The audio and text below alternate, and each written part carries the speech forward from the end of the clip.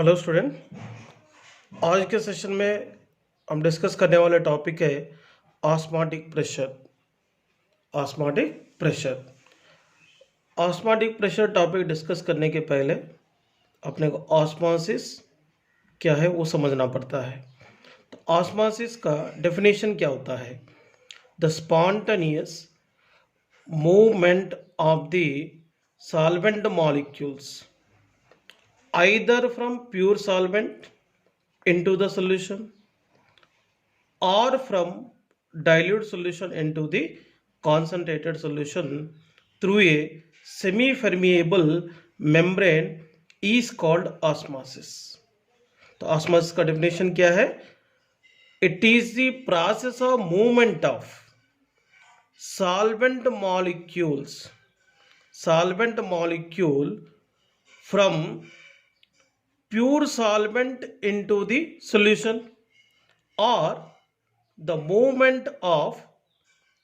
spontaneous movement of solvent molecule from dilute solution to concentrated solution through a semi-permeable membrane is called osmosis. इसका meaning समझ में आया होगा। मतलब solvent molecule dilute solution में से कॉन्सेंट्रेटेड सॉल्यूशन को सेमी परमिएबल मेम्ब्रेन के द्वारा ट्रांसफर होने वाले प्रोसेस को ऑस्मोसिस कहते हैं। तो यहाँ पर मैंने सेमी परमिएबल मेम्ब्रेन यूज़ किया। तो सेमी परमिएबल मेम्ब्रेन का मतलब ये वर्ड यूज़ किया था मैंने यहाँ पर। तो सेमी परमिएबल मेम्ब्रेन का मतलब होता है it is the membrane which allow to pass solvent molecule through it. Only solvent molecule को अपने थ्रू पास करने वाले मेम्ब्रेन को सेमी परमिएबल मेम्ब्रेन बोलते हैं। और ये सेमी परमिएबल मेम्ब्रेन के द्वारा सोल्यूट पार्टिकल मूव नहीं कर सकता है। इसलिए मैं यहाँ पे डेफिनेशन क्या बोला? It is the membrane which allow to pass solvent molecule through it.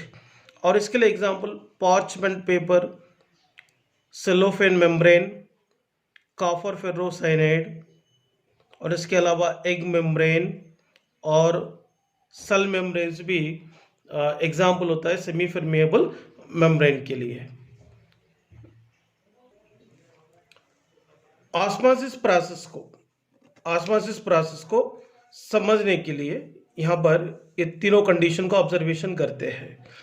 First of all, एक नॉर्मल साइज रहने वाले एग को वाटर में अगर रखे तो एग की साइज बढ़ जा रहा है। अगर ब्राइन सॉल्यूशन मतलब सॉल्ट सॉल्यूशन में रखने के बाद एग का साइज छोटा हो रहा है। तो ये किस रीजन के वजह से ऐसा हो रहा है अपन ऑब्जर्वेशन करते हैं। देखिए यहाँ पे एक स्टेटमेंट है, एग स्वेल्स इन वाटर। अगर मान लीजिए एक नॉर्मल साइज रहने वाले एग को वाटर में रखने के बाद क्या होगा? इसमें ऑस्मोसिस होगा। वो कैसा होगा? क्योंकि एग के अंदर रहने वाले जो फ्लूइड है हाई कॉन्सेंट्रेटेड वाला रहता है। तो हाई कॉन्सेंट्रेशन रहने वाले एग फ्लूइड और ये सॉल्वेंट लाइक वाटर के बीच में एग मेम्ब्रेन रहता है। वो egg membrane semi permeable membrane जैसा काम करता है। तो यहाँ पर एग फ्लूइड और वाटर को सेपरेट करने वाले सेमी परमिएबल मेम्ब्रेन है एग मेम्ब्रेन। तो यहाँ पर ऑस्मोसिस प्रोसेस जब चालू होने के बाद ये वाटर मॉलिक्यूल एग मेम्ब्रेन के द्वारा ये एग के अंदर जाएगा। ये एग के अंदर जाने की वजह से ये एग का साइज थोड़ा बढ़ जाता है। इसका मतलब यहाँ पर water like solvent molecule semi permeable membrane like egg membrane के द्वारा एग फ्लूइड के साथ मिलने के वजह से एग की जो साइज है वो बढ़ता है। इसीलिए एग स्वेल्स इन वाटर है। ये प्रोसेस जो भी है वो ऑस्मोसिस प्रोसेस को रिलेट करता है। नेक्स्ट वन, नॉर्मल साइज में रहने वाला एग को अगर सॉल्ट वाटर में रखने के बाद एग का साइज छोटा हो रहा है, स्ट्रिंग कर रहा है। क्यों ऐसा कर रहा है देखते हैं। तो एग फ्लूइड की कॉन्सेंट्रेशन से ब्राइन सॉल्यूशन की कॉन्सेंट्रेशन ज़्यादा है, इसीलिए एग फ्लूइड में रहने वाले solvent molecule semi permeable membrane like egg membrane के द्वारा साल्ट सॉल्यूशन में आता है। ये साल्ट सॉल्यूशन में आता है। ये प्रोसेस क्या कहलाते हैं, ऑस्मोसिस कहलाते हैं। ये ऑस्मोसिस प्रोसेस होने की वजह से यहाँ पे एग फ्लूइड में रहने वाले सॉल्वेंट मॉलिक्यूल एग मेम्ब्रेन के द्वारा ये ब्राइन सॉल्यूशन में आता है। ये ब्राइन सॉल्यूशन में आने की वजह से इसकी साइज क्या हो रहा, डिक्रीज हो रहा है। अब दोनों फैक्टर्स में, दोनों कंडीशन में आप देखिए, यहाँ पर भी ऑस्मोसिस हो रहा और यहाँ पर भी ऑस्मोसिस हो रहा। ये दोनों कंडीशन में solvent molecules generally lower concentration, solvent molecule semi permeable membrane के द्वारा मूव कर रहा है। मतलब यहाँ पर ये जो प्रोसेस है ये ऑस्मोसिस प्रोसेस के लिए बेटर एग्जांपल है। इसीलिए वाटर में एग को रखे तो इसकी साइज बढ़ जा रहा, अगर ब्राइन सॉल्यूशन में रहेगा तो एग की साइज क्या हो रहा, कम हो रहा है। देखिए ये यहाँ पर और एक टॉपिक है ऑस्मोटिक प्रेशर। ऑस्मोटिक प्रेशर देखिए, ऑस्मोटिक प्रेशर को रिप्रेजेंट करने के लिए कौन सा सिंबल यूज करते हैं, pi. The excess pressure that must be applied to the solution to prevent osmosis. Osmosis process को स्टॉप करने के लिए सॉल्यूशन के ऊपर अप्लाई करने वाले एक्सटर्नल प्रेशर को जनरली ऑस्मोटिक प्रेशर कहते हैं, और इसको रिप्रेजेंट करने के लिए सिंबल पाई यूज करेंगे। और ये ऑस्मोसिस प्रोसेस को और ऑस्मोटिक प्रेशर को और बेटरली समझने की कोशिश करेंगे। ऑस्मोसिस और ऑस्मोटिक प्रेशर को समझने के लिए एक स्मॉल एक्सपेरिमेंट को ऑब्जर्वेशन करेंगे। यहाँ पर देखिए एक वेसल में वाटर को लिए है। ये वाटर रहने वाले वेसल में देखिए यहाँ पर फोरस स्ट्रक्चर रहने वाले पॉट को क्या करना है, कॉपर फेरोसाइनेट जैसे सेमी परमिएबल मेम्ब्रेन से फिल करना चाहिए।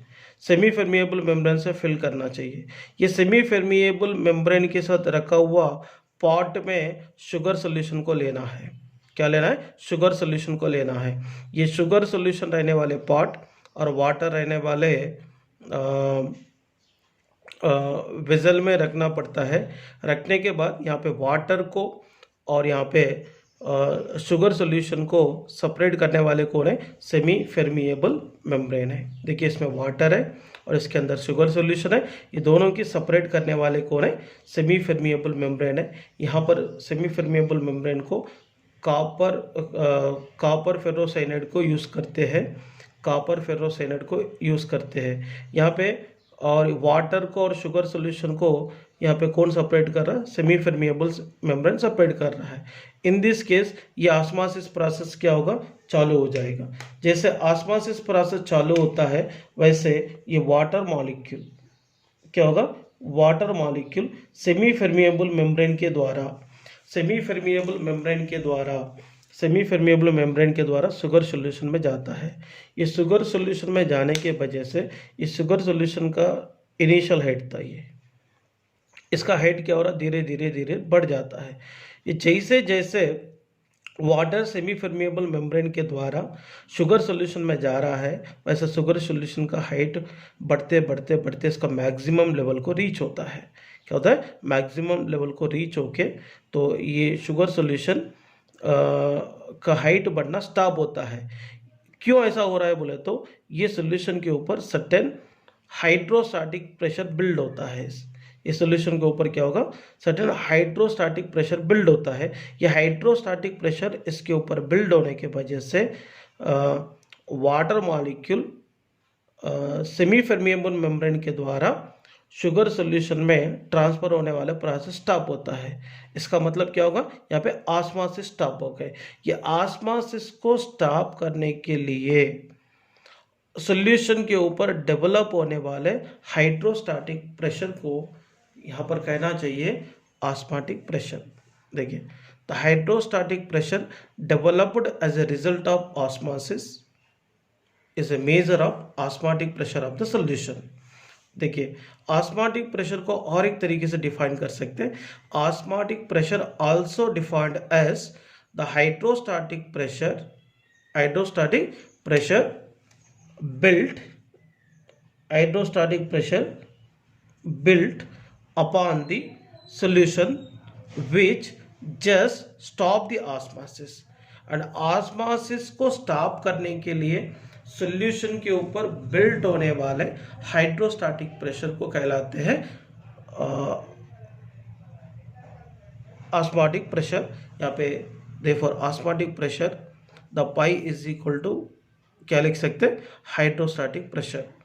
तो यहाँ पर pi is equal to h d g. इससे अपन जनरली ये हाइड्रोस्टैटिक प्रेशर को मेज़र करते हैं, क्योंकि यहाँ पर कितने डेंसिटी ऑफ सॉल्यूशन, कितने हाइट तक ग्रेविटी के रेस्पेक्ट में इंक्रीज हुआ था।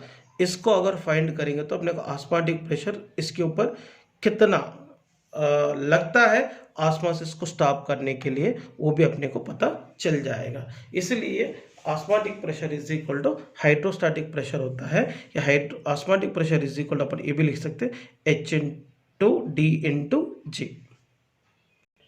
यहाँ पर देखिए pi is equal to H into d into g लिखे थे। H बोले तो क्या हो गए, increase in level in the tube of unit cross section. D बोले तो डेंसिटी ऑफ सॉल्यूशन, जी बोले तो acceleration due to gravity. Okay, और एक एक्सपेरिमेंट के थ्रू अपन समझेंगे ऑस्मोसिस प्रोसेस को और ऑस्मोटिक प्रेशर को। देखिए, इसमें देखिए ये बेजल में देखिए सॉल्वेंट को और सॉल्यूशन को सेपरेट करने के लिए यहाँ पर किसको रखे थे, सेमी परमिएबल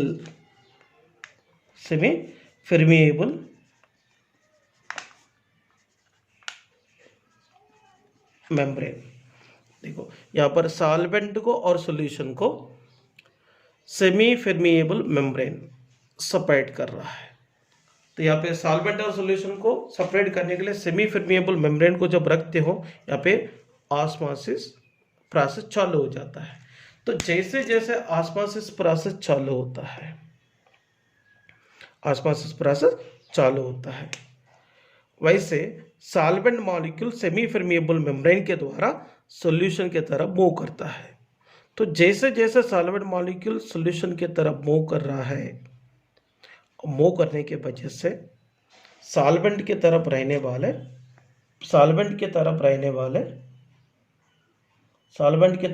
वाले पिस्टन ऊपर की पोजीशन में से नीचे की पोजीशन में आता है, एंड सॉल्यूशन की तरफ रहने वाले पिस्टन की हाइट यहाँ पर बढ़ जा रहा है। इसका मतलब यहाँ पे सॉल्वेंट का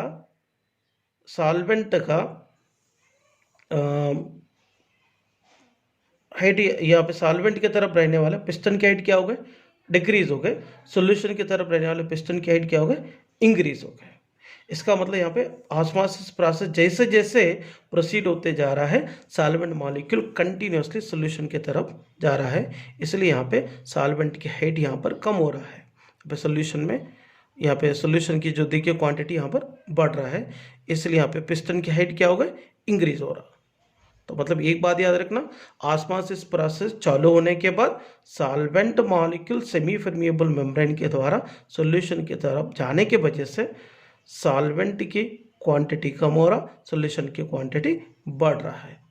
बट यहाँ पे प्रोसीड होने वाला ऑस्मोसिस प्रोसेस को स्टॉप करने के लिए ये पिस्टन के ऊपर कितने एक्सटर्नल प्रेशर अप्लाई किए, इसको फाइंड करने के लिए यहाँ पर प्रेशर गेज को इस्तेमाल किए थे।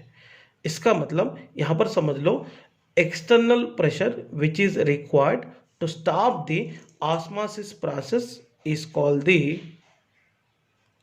Osmotic pressure. देखिए, इसको मैं और एक बार शॉर्ट में समझा देता हूँ। एक वेसल में सॉल्वेंट को और सॉल्यूशन को सेपरेट करने के लिए सेमी परमिएबल मेम्ब्रेन को इस्तेमाल किए थे। इसको दोनों तरफ देखिए पिस्टन को रखा गया है, और यहाँ पे ऑस्मोसिस प्रोसेस चालू होने के बाद solvent molecule semi permeable membrane के द्वारा सॉल्यूशन के तरह मूव करने के वजह से यहाँ पर सॉल्वेंट की क्वांटिटी डिक्रीज होकर सॉल्यूशन की क्वांटिटी इंक्रीज होता है। इसलिए सॉल्यूशन की तरफ रहने वाले पिस्टन की हाइट बढ़ रहा है और सॉल्वेंट की तरफ रहने वाले पिस्टन की हाइट कम हो रहा है। देखिए, सॉरी, पिस्टन की हाइट नहीं है, सॉरी, पिस्टन यहाँ पे ऊपर से नीचे पोजीशन में आ रहा है। सॉरी, यहाँ पे पिस्टन यहाँ पे नीचे है और यहाँ पे ऊपर चले गया। ऊपर चले जाने के बाद क्या हो गए, ऊपर चले जा रहा ना। क्यों ऊपर चले जा रहा? क्योंकि ये सॉल्वेंट मॉलिक्यूल सॉल्यूशन की तरफ जाने के वजह से सॉल्यूशन की क्वांटिटी बढ़ रहा है, इसलिए पिस्टन अपर डायरेक्शन में जा रहा है। यहाँ पे ये पिस्टन के ऊपर कितने एक्सटर्नल प्रेशर अप्लाई करने के बाद यहाँ पर ऑस्मोसिस स्टॉप होता है, इसको फाइंड करेंगे तो ऑस्मोटिक प्रेशर मिलता है। ऑस्मोटिक प्रेशर मिलता है। ये टॉपिक है ऑस्मोसिस को और ऑस्मोटिक प्रेशर को समझने के लिए। Next one, the based on the osmotic pressure of the solutions they can be classified into three types: isotonic solution, hypotonic solution and hypertonic solution। देखिए, मैं आपको समझाता हूँ। यहाँ पे आइसोटोनिक सॉल्यूशंस, अगर मान लीजिए ए और बी है और ए का ऑस्मोटिक प्रेशर और बी का ऑस्मोटिक प्रेशर सेम है, इसका मतलब ए का कॉन्सेंट्रेशन और बी का कॉन्सेंट्रेशन भी सेम है, इसीलिए ए और बी दोनों एक दूसरे के साथ आइसोटोनिक सॉल्यूशन बनता है। मतलब जिस टू सॉल्यूशन की ऑस्मोटिक प्रेशर सेम रहता है, सच टू सॉल्यूशन आइसोटोनिक सॉल्यूशंस बनते हैं। यहाँ पर ए और बी का ऑस्मोटिक प्रेशर और कॉन्सेंट्रेशन सेम होने की वजह से ए और बी दोनों एक दूसरे के साथ आइसोटोनिक सॉल्यूशन बने हैं। Next one, hypotonic solution. It is the osmotic pressure of the solution which is less than osmotic pressure of other solutions. इसका मतलब देखिए, ए का ऑस्मोटिक प्रेशर से बी का ऑस्मोटिक प्रेशर ज़्यादा है, इसलिए बी के रेस्पेक्ट में ए कौन सा सॉल्यूशन बनता है? हाइपोटोनिक सॉल्यूशन बनता है। तो अदर सॉल्यूशन के रेस्पेक्ट में जिनके ऑस्मोटिक प्रेशर कम रहता है वो हाइपोटोनिक सॉल्यूशन बनता है। Next one, hypertonic solution. It is the osmotic pressure of the solution which is greater than osmotic pressure of other solution. इसका मतलब तो ए और बी में ए का ऑस्मोटिक प्रेशर ज़्यादा है, इसीलिए ये hypertonic solution with respect to the B बनेगा। तो B is a hypotonic solution with respect to the A बनेगा।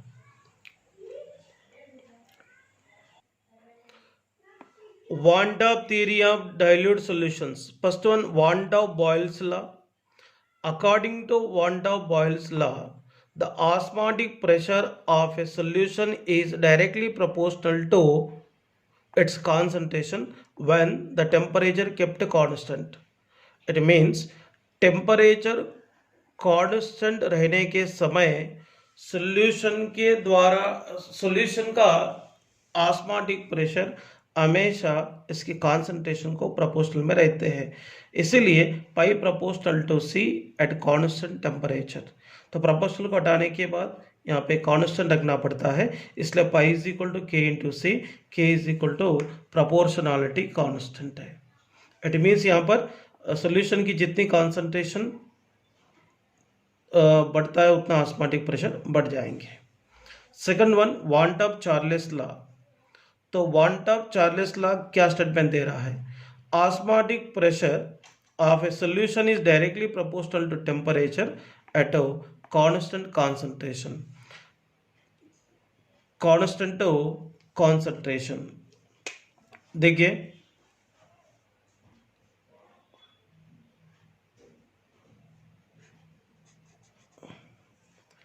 so pi is directly proportional to T at constant concentrations. तो प्रोपोर्शनल को हटाने के बाद एक कांस्टेंट रखना पड़ता है k, pi is equal to k into t हो गए।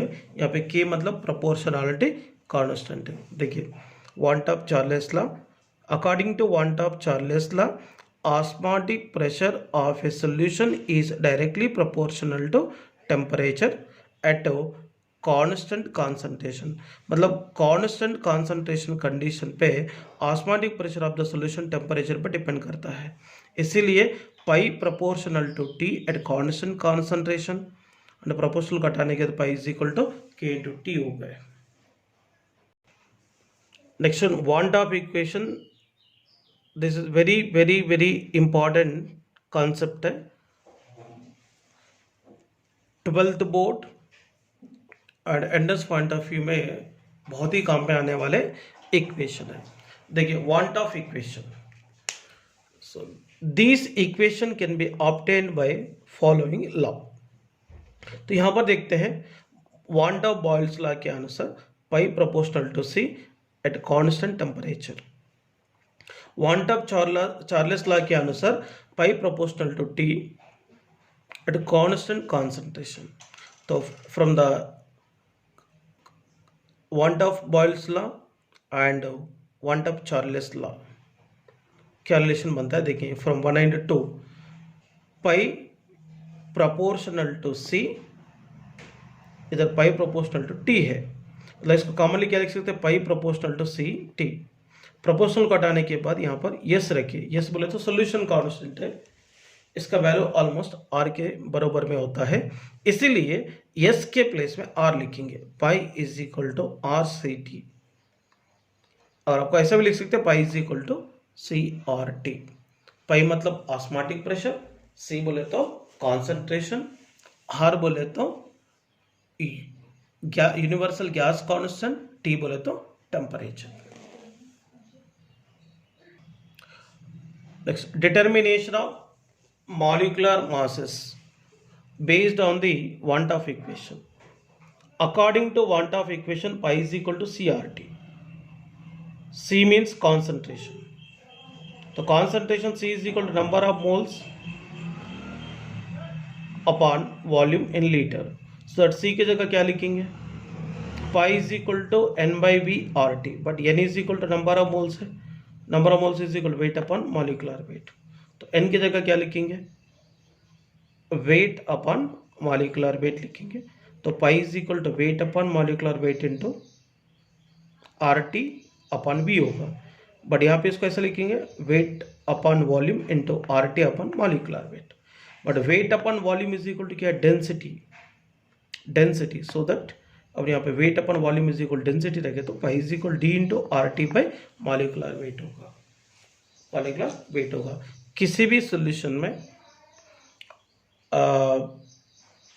अगर अपने को किसी भी सॉल्यूशन का ऑस्मोटिक प्रेशर फाइंड करना रहा तो एक फॉर्मूला है pi is equal to c r t, second है pi is equal to n by v r t, next one pi is equal to weight upon volume into R T upon molecular weight, और next one pi is equal to d into r into t upon molecular weight है। यहाँ पे r का 0.0821 litre atmosphere kelvin inverse mole inverse, और 8.314 joules kelvin inverse mole inverse, और 2 calorie kelvin inverse mole inverse, ये value से R का।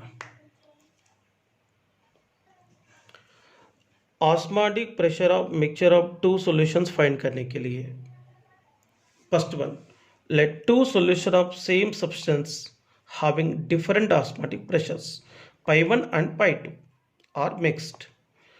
Osmotic pressure of the resultant solution can be calculated as, देखिए मिक्सचर ऑफ सॉल्यूशन की osmotic pressure निकालना रहा तो pi mixture of solution is equal to pi 1 V1 plus pi 2 V2 upon V1 plus V2। आपको मैं एक general formula समझा देता हूँ।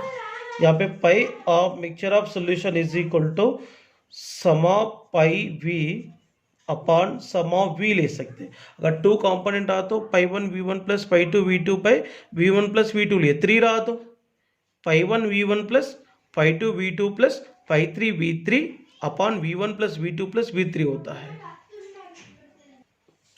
Second, let N1 and N2 are the number of moles of two different solutes present in V1 and V2 volumes respectively. तो pi is equal to pi 1 plus pi 2. तो N1 I1 plus N2 I2 इसको bracket में रखेंगे into RT by V1 plus V2। N1 बोले तो number of moles of one solution, N2 number of moles of another, sorry, N1 बोले तो number of moles of one solute, N2 बोले तो number of moles of another solute. I1 and I2 are van't Hoff factors है। R बोले तो universal gas constant, T temperature, ये volumes of the solutes है। ये क्वेश्चन किस तरीके से सॉल्व करना चाहिए आगे मैं डिस्कस करता हूँ। इसके अलावा नेक्स्ट टॉपिक है reverse osmosis. Reverse osmosis, osmosis process को रिवर्स प्रोसेस है। देखिए इसमें सॉल्ट, एक्चुअली रिवर्स ऑस्मोसिस का मीनिंग क्या है? When a pressure greater than that of osmotic pressure is applied on solution side, then the solvent from the solution flow into pure solvent. This process is called reverse osmosis. देखिए यहाँ पर salt water है और यहाँ पर fresh water है। Salt water and fresh water दोनों भी सेमी परमिएबल मेम्ब्रेन के द्वारा सेपरेट किए हैं। सेमी परमिएबल मेम्ब्रेन के द्वारा सेपरेट करने के बाद जनरली यहाँ ऑस्मोसिस प्रोसेस चालू हो जाएंगे। इसका मतलब ऑस्मोसिस प्रोसेस चालू होगा। या ऑस्मोसिस प्रोसेस को स्टॉप करने के लिए जितना प्रेशर लगता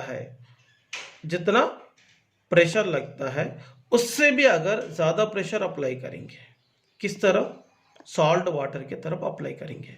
सॉल्ट वाटर की तरफ ऑस्मोटिक प्रेशर से भी हाई प्रेशर को अप्लाई करेंगे। अप्लाई करने के बाद ये सॉल्ट वाटर में रहने वाले solvent like water semi permeable membrane के द्वारा इस तरफ आता है, ये फ्रेश वाटर की तरफ आता है। फ्रेश वाटर के फॉर्म में सेपरेट हो जाएंगे। इसका मतलब सॉल्ट वाटर में रहने वाले प्योर वाटर को सेपरेट करना रहा तो क्या करना पड़ता? यहाँ पे सॉल्ट वाटर की तरफ ऑस्मोटिक प्रेशर से भी हाई प्रेशर को अप्लाई करने के बाद सॉल्ट वाटर में रहने वाले water like solvent semi permeable membrane के द्वारा सेपरेट होता है। ये सेपरेट होने वाले जो प्रोसेस है यहाँ पर रिवर्स ऑस्मोसिस को रिप्रेजेंट कर रहा है। मतलब ये process complete opposite to the osmosis process. Specially इसको सॉल्ट वाटर से फ्रेश वाटर को बनाने के समय रिवर्स ऑस्मोसिस प्रोसेस को यूज करते हैं।